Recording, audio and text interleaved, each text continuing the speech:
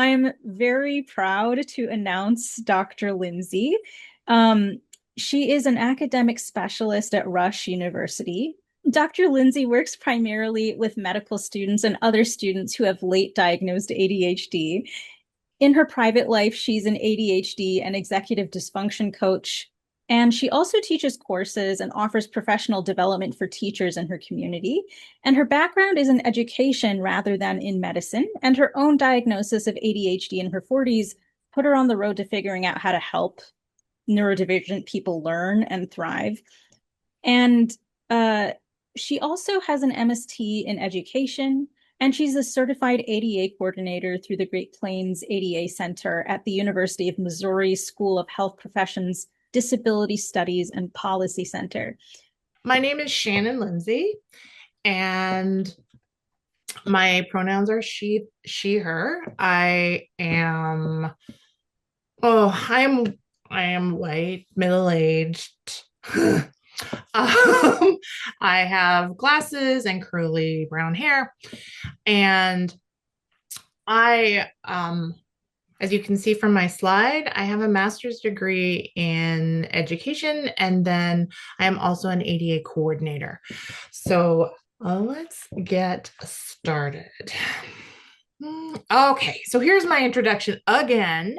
And I think that Suchi has really taken care of. This is the story that I tell people, right? This is the story that I tell most people, that I work at Rush, that I work primarily with students with late diagnosed ADHD, and that I have a master's in elementary education, and I'm a certified ADA coordinator. What I don't always tell people, whew, this is going to be hard, is that my depression caused me to forget almost the whole first year of my undergrad, that my undiagnosed ADHD caused me to not only drop out of my doctoral program because I couldn't finish my dissertation, but also because there weren't any more advisors left to work with me. I've been fired from a lot of jobs, and I have quit a lot more in a rage. I still struggle to calendar, to get things done on time, and I take a lot of things more personally than I know I should. And the reason I say this in this space is because I haven't figured this out yet. I've only been diagnosed and medicated for about 6 years. But I think that it's really important for all of us, especially whether we are neurodivergent or we know or love people who are neurodivergent, to recognize that it's both. It's always both. We're always amazing, and we're also always a little bit of a mess. Okay, so next one. So we have some learning objectives here today, which are pretty standard. I'm not going to test anybody, but we're going to be able by the end to describe some ways that poor emotional regulation is part of neurodivergent experience. We're going to be able to recognize anxiety, rejection sensitivity, frustration, intolerance, and perfectionism can influence our participation and engagement. We're going to be able to name some strategies for regulation and co-regulation that support well-being in a professional and academic context. We're going to practice some language for requesting or supporting accommodations in ways that reduce stigma and foster inclusion. And we're going to reflect a little bit on the roles of allyship in creating environments where emotional needs and advocacy are respected.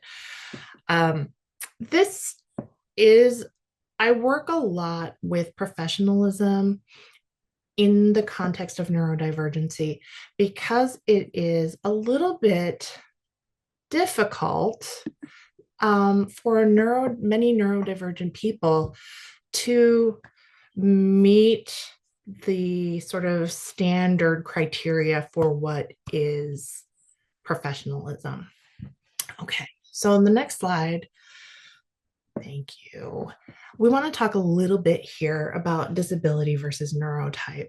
And I think this is a perfect environment this could be a conversation for the whole night.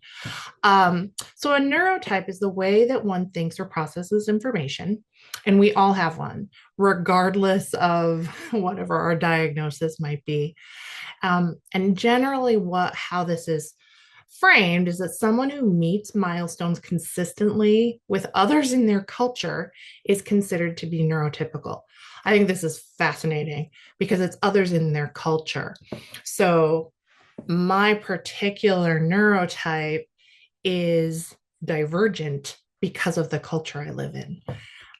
If I grew up and lived in a different culture, this might not be the case.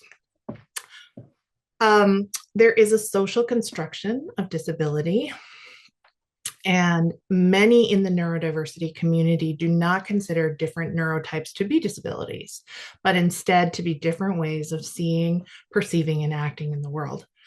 However, as long as social institutions are designed to work primarily for those with a specific neurotype, in this case, that neurotypical, then those of us who are neurodivergent may find success within society to be unnecessarily challenging.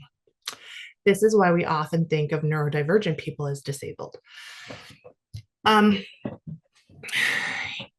I think this is the case, honestly, I think this is the case for most types of disability. The disability is constructed, and certainly we experience a lot more challenges than those for whom society has been built, but that doesn't mean that we are in any way less. Next slide. So, how does neurodivergence affect professionalism? So, at the at the start,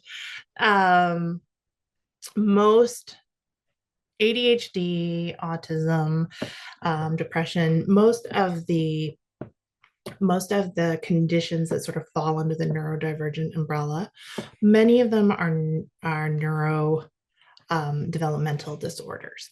And so many of the challenging behaviors that come with neurodivergence can directly affect our ability to behave in professional manners.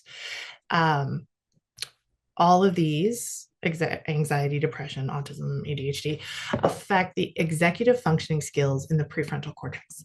So these are organizing, planning, and prioritizing, controlling our voices and interrupting, initiating tasks, monitoring what we're doing, regulating our emotions. When I first was diagnosed, like I think a lot of people, I thought that ADHD was an issue with behavioral control. And I had no idea that all of these executive dysfunction issues were actually part of the ADHD criteria. But not only that, I didn't realize that I was struggling with them. However, now that I've had some time to reflect, I would say that emotional regulation is the most challenging for me. I am much better organized, and I would say I'm a pretty good planner and prioritizer. I've learned to control my voice for the most part. I can initiate tasks, but I am still struggling all the time with regulating my emotions. So it's just an interesting, if you don't know a lot about ADHD or autism or neurodivergence in general, this can be really, really sort of game changing to know this, have this information. All right, next one. So, what do I mean when I'm talking about emotional regulation? So, we can experience emotion in a variety of ways, like everybody else, but our emotions are not well regulated. And so we might feel emotions in a tidal wave, a tsunami of feelings. We might not feel emotion at all and feel numbness in the moment that develops into something identifiable later. We could have very strong physical feelings, nausea or upset stomach or clenching or heart's beating faster, headaches. The regulation part is it refers to our ability to identify these feelings and to manage them in ways that are constructive. So, for a lot of people who struggle with emotional regulation, these feelings will come on very quickly. We won't really know how to manage them. And this leads to what might be considered meltdowns or might even be considered hyperactive active behavior because we're so excited or we're so happy. Could create crying. I am I have always cried very easily. And often when I was teaching in classrooms, kids would say, "Are you crying, Miss Lindsay?" I cry all the time, kids. I just don't have any control over it. I'm a little better now that I'm medicated, but at the time, I didn't have any kind of ability to regulate. So, next slide. These these are not personal flaws. Our inability, neurodivergent people's ability or inability to manage their emotions are not personal flaws, but generally considered to be nervous system and structural stress responses. So, very, very briefly, the amygdala perceives danger and sends messages to the hypothalamus. The hypothalamus sends instinctual fight, flight, freeze, fawn, or flop responses. And the rest of your brain kind of goes offline because now you are in survival mode. And each of these responses corresponds to an emotional response. So we might see fight, and I am a fighter. My first response is to get real angry real quickly. You might freeze, you might disengage, you might kind of check out. Flight, you might just go. Elopement is very common. The flop response is one that I'm not super familiar with. I think this is new, but like goes limp or faints. It's a loss of physical control. And then fawning is people who try to acquiesce, try to please, become very subservient. Um, all of these are trauma responses. And unless you've done a lot of work, therapy, reflection, medical therapeutics, behavior modification, it can be really difficult to circumvent these responses. They are immediate and they are uncontrolled. And even still, your amygdala isn't good at telling time or context. And so we can often be surprised by our trauma and or nervous system responses. All right. So people who are neurodivergent generally have developed a threat response that is hyperactive.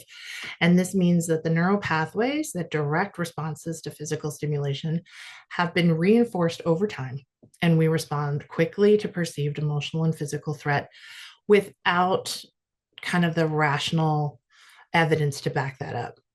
These responses tend to be heightened, which can make colleagues feel like we're overreacting or being dramatic. And the important thing to remember, though, it's not a choice. We would really rather not. We would really rather not have these responses. And so, why is our threat response overdeveloped? Part of it can be attributed to a history of negative messaging throughout our lives. Bill Dodson, a psychiatrist who studies ADHD, says that reports that more than 20,000 people with ADHD receive more than 20,000 negative messages than neuro-normative kids by the age of 12. And so when you think about those 20,000 more negative messages, it's really difficult not to internalize all of that. And we get that from our parents, we get that from other kids, we get that from teachers and coaches. And they don't mean to be negative. I mean, my mom wrote me today and apologized. She was like, "I'm so sorry. I didn't know what we were supposed to do." And how could she have? I got diagnosed at 40. Nobody knew. But those negative messages are things like, oh my gosh, you're so loud, or don't stop sulking. That was a big one for me. Try not to keep your legs closed, sit down. Why don't you read? Or why don't you play with the other kids? Or why don't you, like, just we're never doing anything right, which causes us to be hypervigilant. We are always anticipating these messages and we are preparing for them. So that's that hypervigilant threat response. See also Kayama. He did a study in Japan in 2012 and found that kids with ADHD had, by the age of 8, some huge statistic of kids didn't have friends because they were so difficult to be friends with. Additionally, utilizing urgency as a way to get things done keeps our nervous system in a state of activation. Those people with ADHD and autism and anxiety who are procrastinating, we're using our nervous system to make sure that we get things done. And it's not a healthy way to utilize a nervous system. We can be pushed into fight or flight more easily than our neurotypical colleagues. And finally, more often, we experience stimulus, whether it be pain, anxiety, or fear, more deeply because our neural pathways have become embedded to respond without input from our rational minds. I kind of went through that fast. I hope that's okay. All right. So here are some examples of the feelings that result from this emotional regulation challenges. Perfectionism. And again, I think sometimes people think that perfectionism is a little bit of a good thing, but it refers to judging oneself to unrealistic standards and can often come from internalized feelings of not being good enough or never doing things right that go back to childhood. We feel insufficient. And those feelings can affect someone so much that they can't even begin a project or feel an enormous sense of overwhelm at the thought of starting. Anxiety or nervous system dysregulation. So we have these amplified responses due to factors like sensory sensitivities, difficulty with change, social challenges, the stress of navigating a world that's not designed for us. And anxiety isn't necessarily the issue, it's the way that we deal with these feelings of anxiety that cause the issues. And anxiety, fascinatingly enough, looks like different things to different people. It's not always just worry. It can be catastrophizing, it can be intensified fear response, it can be a fear of judgment. Social anxiety might look like not responding to text messages or emails. And I know so many students who are treated punitively for their inability or they don't respond to emails on a particular schedule and they are punished for this when it's in fact part of their neurotype to be anxious and have a fear of judgment. Like, you're really damned if you do and damned if you don't in that situation. Okay, next one. Hold on. Okay, so we also struggle with frustration intolerance. We have a nervous system that we're always on high alert. We like to do things well. We like to do things quickly, which might make us seem impatient. And when things don't go the way we anticipate, or when small details get in the way, we can get angry really fast. And then finally, rejection sensitive dysphoria. It's usually characterized by an overreaction to perceived slight or rejection.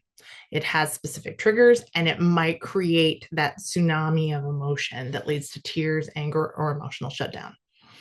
RSD is not in the DSM-5 as a criteria because feelings are not measurable.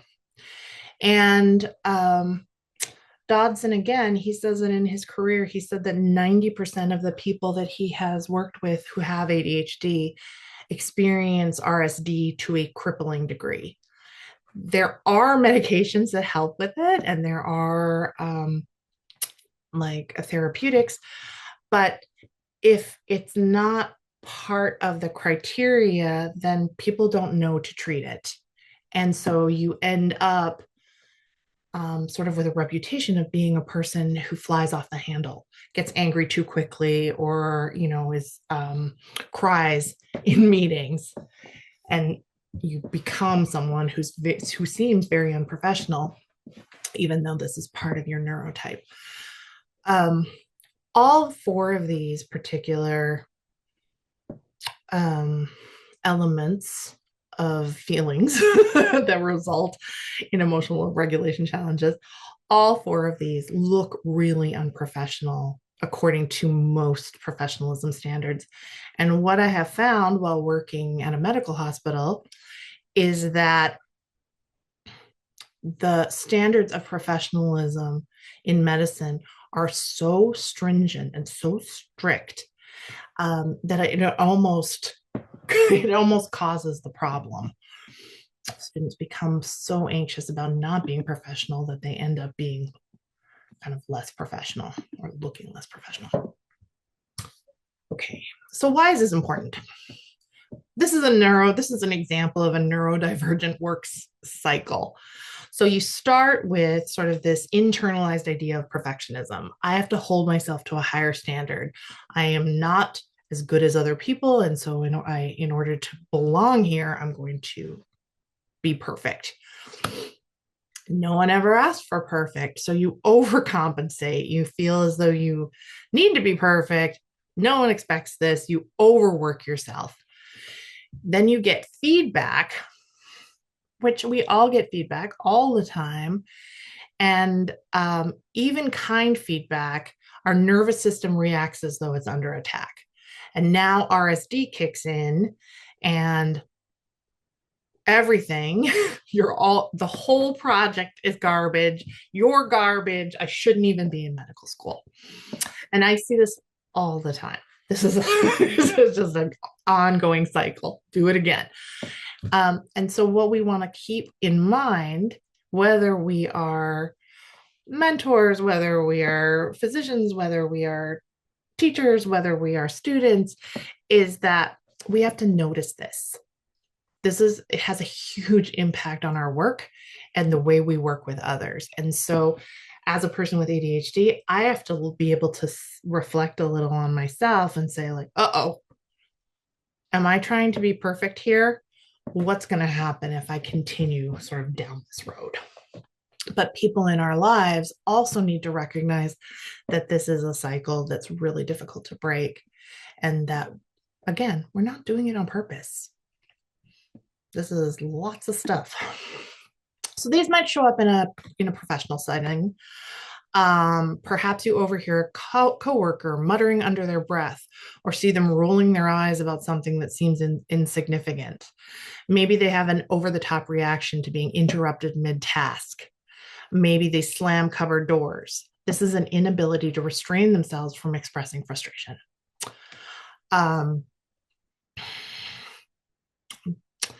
RSD might look like perfectionism or people pleasing in the professional setting. However, if there's an episode, it might look like sudden withdrawal, an emotional meltdown, or a sudden and immoderate anger. I see this a lot in students who are meeting with advisors, particularly at like PhD level kind of dissertation kind of work. If they don't understand, or if something is unclear, or if they've just become frustrated, they might cry in a meeting, and that doesn't look professional to other PhDs. Perfectionism might look like a coworker constantly making tweaks to a project or refusing to send the project because it's almost done. An ND person might not start the project, even though they initially showed enthusiasm for it. They might respond to feedback with harsh self-judgment or by overreacting. I knew it was trash. I'll start all over again. Even though you've only asked for a small change, they're trashing it and starting again. And anxiety can look like lots of things. catastrophizing or wanting to quit doing something mid-task. It could look like dissociating in the middle of a meeting, by doodling, looking at their phones, stimming, self-stimulating for soothing effects. Anxiety can also look like defensiveness or sarcasm. Um, these are all really, these are all really hard to go through in the moment for us as well. And I think that's sort of an important part of this. Like, we are not, again, we're not choosing any of this. So, transitions and uncertainty. This is I got some feedback about this presentation that mentioned that I should talk a little bit about transitions and uncertainty. And I'm so glad that I did get this feedback because it's really important. Especially, so one of the things that I work with, or at least try to work with students with, is when they begin rotations for not just for their residency, but just when they move from M2 to M3. And your whole every time you change rotations, this is a transition of massive a massive scale. It changes your whole life. Like, whatever department you're in now changes everything about your life, your study schedule, your sleep schedule, your eating schedule, who you're interacting with. And for people who are neurodivergent, it can be really difficult to filter information correctly or accurately, and to encode information in long-term memory from short-term. Transitions can create an opportunity for so many errors, so much disorder and anxiety. What I see mostly is that people who are students who are starting their rotations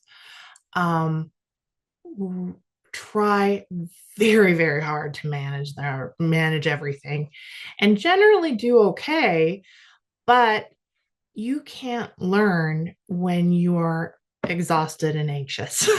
And so they might be able to do their rotations and get through their days, but they aren't getting any studying done by the end of the day because they're exhausted and anxious about what's going to happen the next day.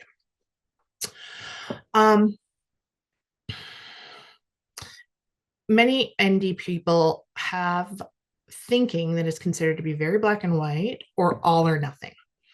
Uncertainty can be extra frustrating to us because we always expect rules to make sense and to apply to everyone equally. And we feel uncomfortable when outcomes seem arbitrary. A cool way to think about neurodivergent brains is that we can almost always focus. This isn't an issue that we can't focus. We just can't choose what we focus on. So when we're struggling with transitions, it's because we have lost our focus and we're struggling to sort of refocus on the correct thing. This creates ruminating behaviors. We struggle with refocusing during transitions and exasperations when our expectations aren't met. And so while it may seem like many ND people resist structure and routine, it's actually usually preferable to not knowing what to expect. We would rather, in terms of our mental health, it's almost always better to have routine. Dedicated is a very rough time for most of the medical students that I work with. All right. So self-awareness and professionalism.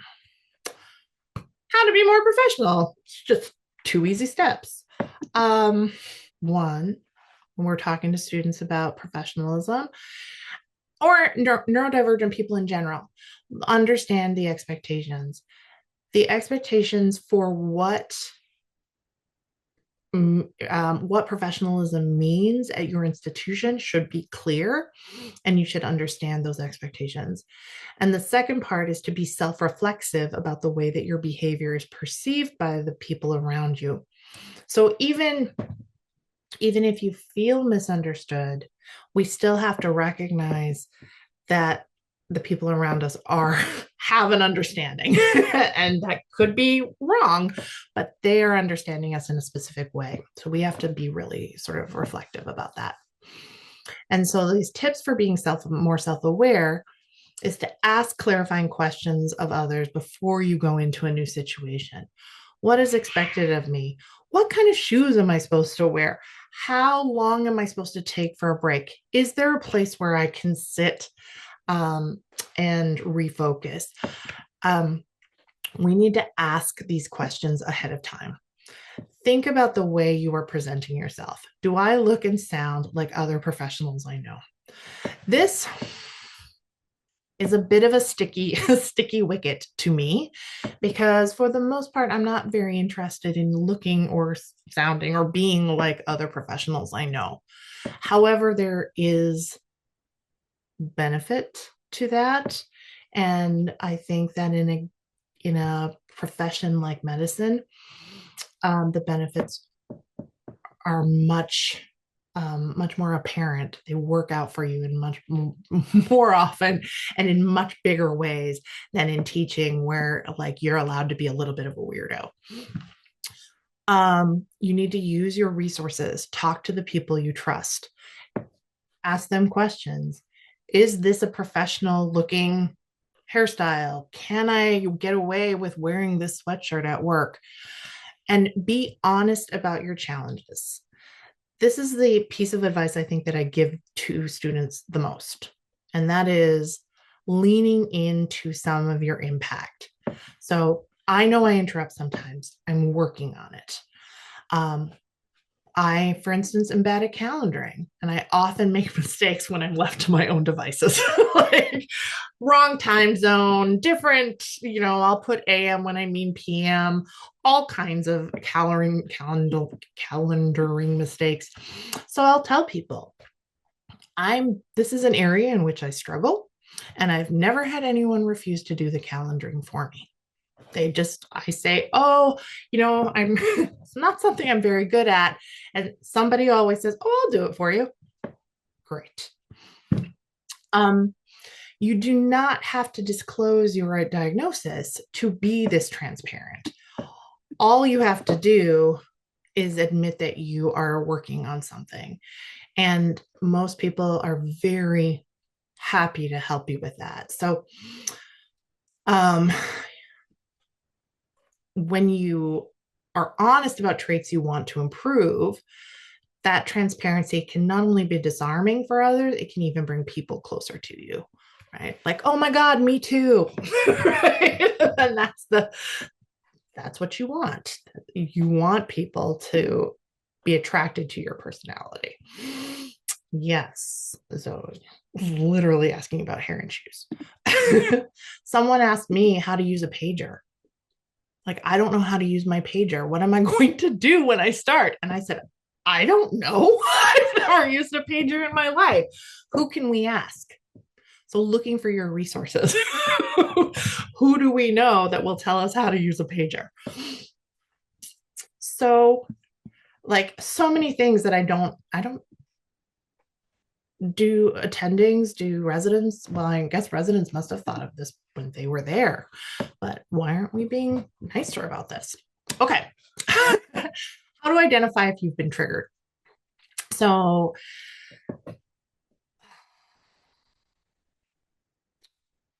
how do I say this? People who are neurodivergent grow up thinking things are hard. We just think that life is hard. I'm bad at life. But we don't always have the opportunity to think about where the hard lies. And this is because if you have had these kinds of struggles since you were a little person, you will it's just part of who you are. It's part of your identity that calendaring is difficult, or you're time blind, or that people just think you're messy. And so even therapy is often about the impact of the hard, rather than figuring out what's going on in order to name it. So people with and neurodivergence need to practice listening to their bodies. And I would start I would always start with the body. Before we react, generally, there are signs that we are experiencing threat or trauma. Those physical signs could be tightening in the throat, clenching a fist, stomach upset, lots of yawning, other signs. Once you start to see your body doing this, then you can predict.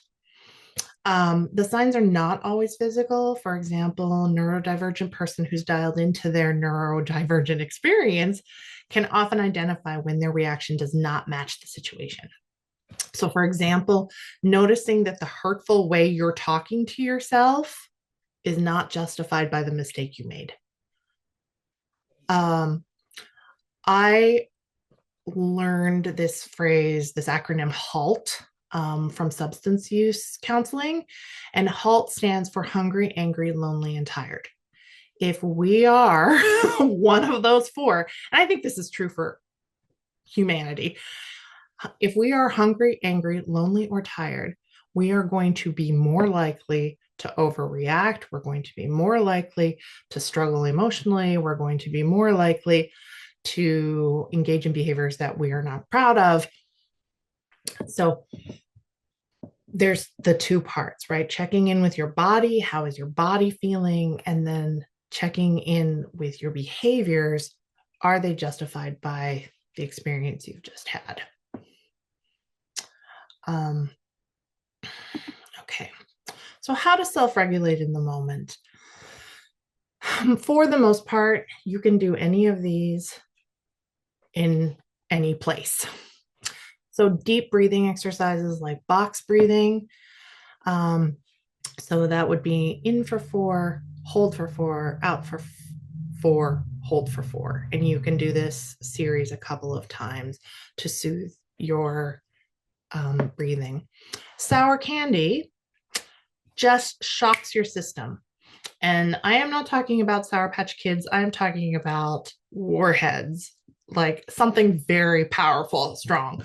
Those blue licorice, the blue sour whips are awesome. A walk outside, a cold shower, or just splashing cold water on your hands and face. You can put a cold soda can against your neck and jaw. Every single time I do this, but I've opened both of these, so I can't do it. So holding it against your neck and jaw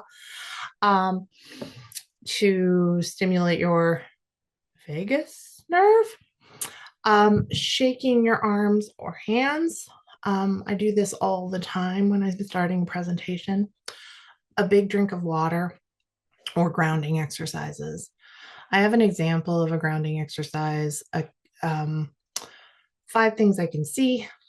You just sit for a moment in silence and you think of 5 things you can see, 4 things you can hear, 3 things you can touch, 2 things you can smell, and 1 thing you can taste. And even as I'm just reading these, it's bringing me kind of back into my body. This is a really helpful one for people who kind of spiral with anxiety and just disassociate. So it brings you back into your body. You can feel your butt in the chair. You can feel your feet on the floor. Yeah, it just brings you back. So any of these will help in the moment. There are plenty more, but in general, these are all kind of doable in a professional environment. You don't have to, well, I guess you have to, a cold shower, you're going to have to go to somewhere. All right, I'm getting there. So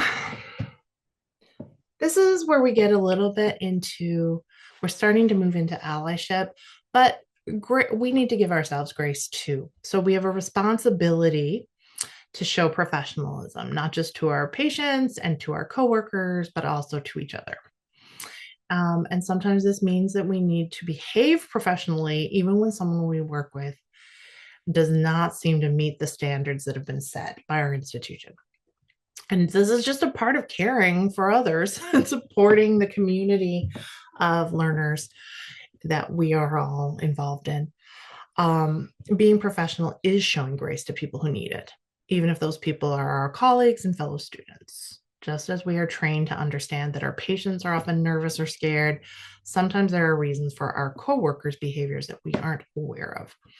And so, as a coworker, if you or a colleague or an ally, if you notice someone who is taking very deep breaths, who is disassociating, who is acting really frustrated or really upset, offering grace could be as simple as a glass of water and a hey, do you need a minute? That's life changing for some people. Um, and so we just want to be a little bit we just want to be a little bit observant about how easy it is for neurodivergent people to lose, to dysregulate, I think is the word we want to use here. All right. So, self advocacy scripts. And how much time do we have? Are we right on it? Do I need to stop? So, these are self advocacy scripts to help people who are unsure of a professional response to situations that they're uncomfortable with. So, boundaries around workload, requesting clearer expectations, advocating for yourself in meetings, or asking for time to think. Because I feel like I'm running out of time, I'm just going to do this asking for time to think, because a lot of people who are neurodivergent often feel as though they don't have time to do the things that they, to think through. And so being able to say, and you should create a little script that you just say over and over again. So I recognize that this is time sensitive. I want to give you the most thoughtful response. Can I take some time to consider this and get back to you?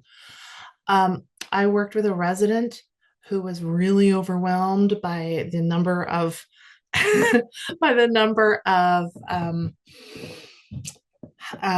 younger students who were asking him questions all the time. He was not, and we practiced.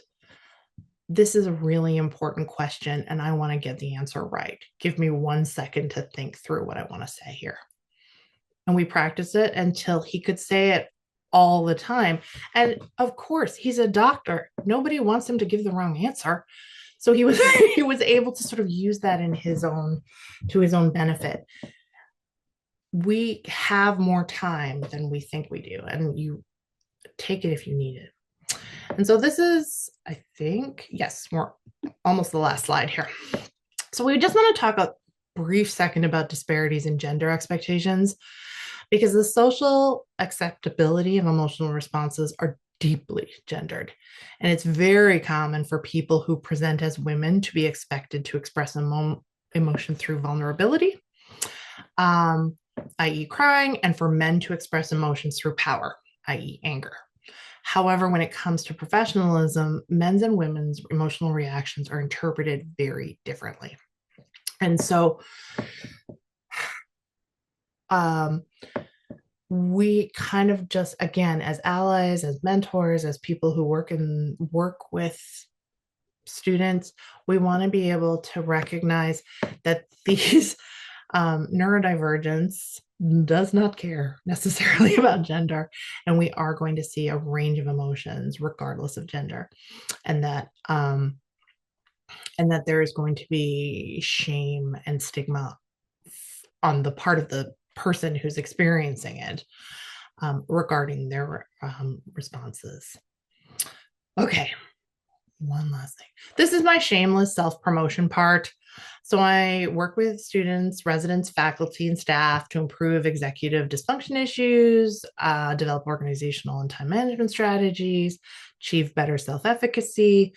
I work with students for papers, personal statements for residency, particularly if there has been missteps, which is not a phrase I like very much, but if they've failed step or if they have taken one or more LOAs, I get most of the students that I have worked with, and I have worked with dozens and dozens, match into the programs that they want to match into, um, and do really, really well.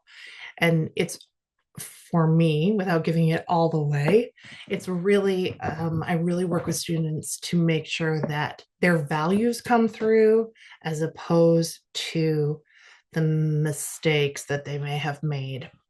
So if you are interested in working with me, or if you know someone who might like to work with me, this is my contacts. I'd be delighted to hear from anyone.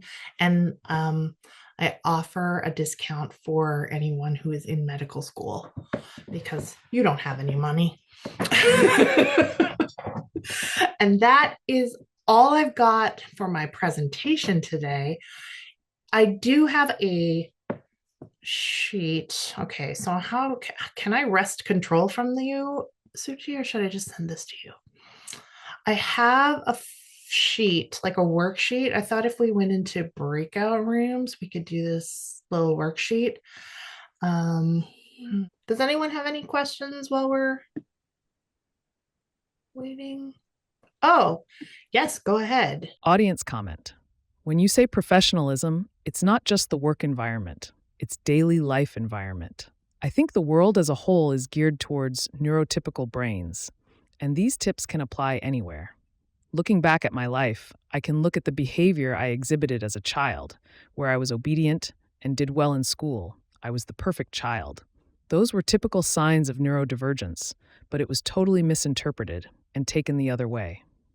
As now, after all these years, when life circumstances and other things got in the way of keeping me structured, the masking is gone. These tips are also important for neurotypical to learn to help give accommodations so people don't even have to ask for it. It's hard enough to deal with my own brain, so teaching others how to deal with it is exhausting. There's this great concept called double empathy, which was created by an autism researcher. And he talked about how we, when we're therapizing autistic people, we will teach them like make eye contact and don't talk about trains so much and don't, whatever. But we don't teach neurotypical people to ask about trains or to say, does it bother you when I make eye contact? Right. And that I think wouldn't that be amazing? Wouldn't that just be amazing? Sometimes when I'm working with autistic people and I say, oh, I see you've got a lot of pigeon stuff. Tell me about your pigeon. And they just go. And I think it's so beautiful. Like, thank you for sharing this with me. I think it's because you are making their way of thinking and world counts, and it is so beautiful. Neurodivergent people can bring so much to the world through their way of thinking.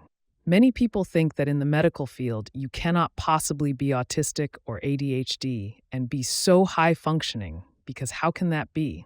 I see that all the time with the students with the students that I work with. Absolutely, I see it all the time. Audience comment. I so loved your talk. I am a psychiatrist and also have ADHD. Treat those with ADHD, and I knew a lot about what you say, but not all of it. And that made me look at it in a different frame in a really beautiful way, and I genuinely thank you. Thank you. That's really lovely to hear. Thank you. I care a lot. I care about this a lot. Audience question. When I present things, I don't use PowerPoint. Of course, sometimes it is unavoidable, but it is because it is taxing for me to make it, and also taxing on me to use it. Why is that? That's a great question. I have a system now, and I also use Canva, which I hate PowerPoint so much, but I use Canva, which I feel like gives me a little bit more creative control. I feel it's more arty and less. I hate PowerPoint, but I hate Canva more. It might be because I am unfamiliar with it and I do not have the paid version, but I don't know, it's awful. It seems like it should be so easy, but it is so complicated. I do have the paid version, but I also, my husband designs board games for a living. And so he has such a grasp of Canvas that he taught me what I needed to know. And So I Mhm. have a system which I refer to as, it's almost like circuit training for tasks. So I will pick, like, I'll have, say, 6 slides, 8 slides, and I'll label Mhm. them all. And then I'll go back and I'll find something pretty to put on each one because I like that part. And then I will go back and I'll put one line of information on each one. And I'll just keep doing that like circuit training until I get to a point where the slide is almost done and I might as well finish it. Audience comment. I think this goes to show why neurodivergence is so hard, because something can work for someone and another person, but it may not work with the third person. I think for me, when I have trouble making things work, having someone proficient at it help me break it down and teach us is beneficial. One of the things when I work with students, I will say, we'll have an initial meeting and I'll say, here are whatever, here's 8 tips for the thing you want to do. And then I will say at the end, listen to me. If these do not work for you, please come back because I have hundreds. And I have to start somewhere, but you have to come back because it doesn't hurt my feelings if the first 8 don't work. I have hundreds. And I think that for most of the things that, I mean, my training is teaching as well, right? So I'm trained to think of ways to pass information to other people in hopefully in ways that is going to get into their brains. And it doesn't hurt my feelings when they don't learn because I think, oh, I got to up my game. I got to do something more fun and more interesting. So I definitely am always thinking about that. I'm always thinking about what's going to work for you. What kind of ADHD or what kind of autism do you have? What is your special interest? How can I implement this thing? And if I had my dream, I would have little talks to faculty, like medical school faculty across the country, and just be like, hey, why don't we try this? See if this is going to help. Because I feel so grateful that the people that I work with, the students that I work with are so brilliant. Like I mean, there must be people with ADHD who are not super achievers out there, but I don't work with any of them. And so I like everybody's so smart and it's so much fun to talk with them and see how their brains work um and to hear them say to me, like, I thought I was dumb. How could you think you were dumb? You have a PhD and you're in medical school. What makes you think you were dumb? And to get to work with students and help them realize how smart they are and that they're reverse engineering information and then engineering it back again to give it back to their instructors. Like, I'm just in awe all the time. I have a quick question for folks. Those who haven't had a chance to speak yet, do any of you guys have questions for, oh, I maybe I'm not supposed to call you Dr. Lindsay, but that's how I'm thinking of you. Thank you. I'm working on it. Oh, awesome. Yeah, but do any of you others have questions? Audience, comment. I didn't exactly have a question, but I found this talk very informative and very validating. I have identified with a lot that you've said, and a lot of my thought processes are the same. I was diagnosed while in residency, and now I am in a different residency on a different path. I am amazed with myself and how much I have learned, but is also interesting to see how I was in the medical field but still didn't know enough about neurodivergence. One question I keep asking myself is, are we just the only ones not getting it? Why is this so incredibly difficult? Or why am I falling into some of the same patterns I thought I fixed? I have learned a skill and accomplished it, but then eventually I can fall into my old patterns. So glad. I'm so glad. That's one of the things that I really try and validate the experience because almost everyone I talk to says, oh my God, that happened to you too? Yes, it's all of us. And one of the things I wish is that I really wish we could all get together. Like, I wish I could violate HIPAA and say, like, you guys need to talk to each other because you're all experiencing the same thing. Well, I had kind of a question jumping off of this idea of bringing together neurodivergent people in medicine. Um, so I come from a family with a lot of ADHDers, um, and other types of neurodivergence, and I think I definitely have it, but was never diagnosed, never went through formal training, and don't present typically. Mhm. And something I feel a lot when I'm put with other ADHDers or others with neurodivergence is they're like, oh, you don't have it, even though it's not even that I've accomplished something, it's just that I'm not presenting the same way as the others. And so Mhm. I feel kind of fake and sort of like an imposter in the room amongst neurodivergent people, just because I'm not presenting the same way. And certain things that are a big challenge for most of the population are not for me, but then there are other things that are really, really challenging for me, but I'm struggling in silence, I guess. Mhm. I wonder if you've ever, or if any of you have ever felt this or identify with it or have ways to kind of get around it so people can overcome anxieties and barriers to getting to know each other and sharing information. Yes. So I think that the sort of the research indicates, I won't say shows, but it indicates that for a lot of particularly women, we were socialized to really control our behavior, right? So we don't sort of fall into that stereotypical boy hyperactivity, jumping around sort of thing. One of the biggest red flags for girls is voracious reading. If you were a voracious reader as a child, there's a good chance. And like voracious, like under your bed and under the desk and at the dining room table.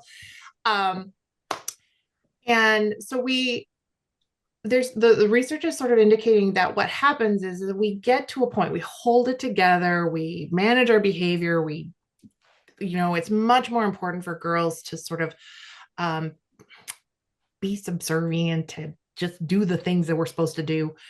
And so we hold it all together, and then something big will happen in our lives, like graduate school, like having a baby, like the death or care for parents. And we will all of a sudden start dropping threads. And we'll say, I don't know why this is happening. I used to be able to do this. I should be able to do this. And that is, I listened to a podcast with a psychologist, and she said, that's my biggest flag for women. If you're saying I should be able to do this, then I want to test you, because it means that you could at one point and something has kind of fallen off. And so when I meet with people in medical school who are in their, let's say, mid-20s, and they've just been diagnosed or they suspect they need to be diagnosed, that's happening. They're dropping their threads.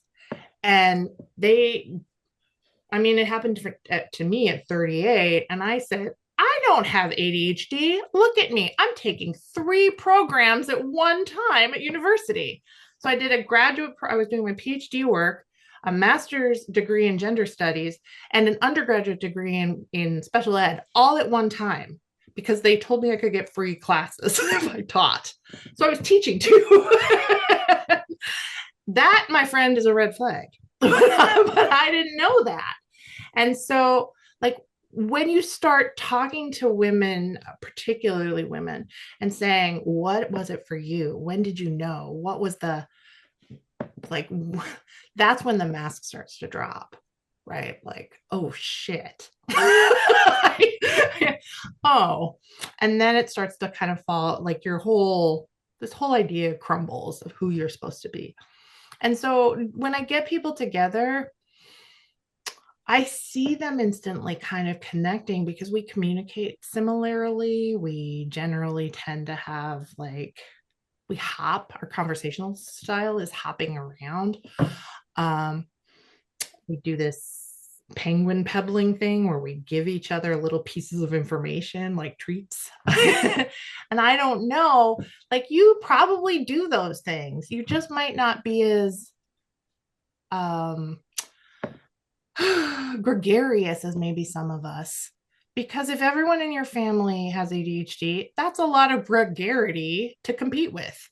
Like, you might just be a quieter version.